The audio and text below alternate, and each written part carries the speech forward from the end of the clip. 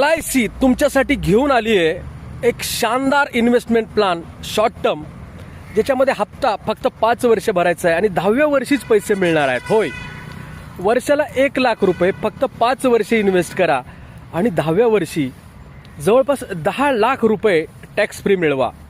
विमा संरक्षण 10 लाख रुपये नॅचरल डेथ आणि ॲक्सिडेंट डेथला 20 लाख रुपये तुम्हाला मिळणार आहेत.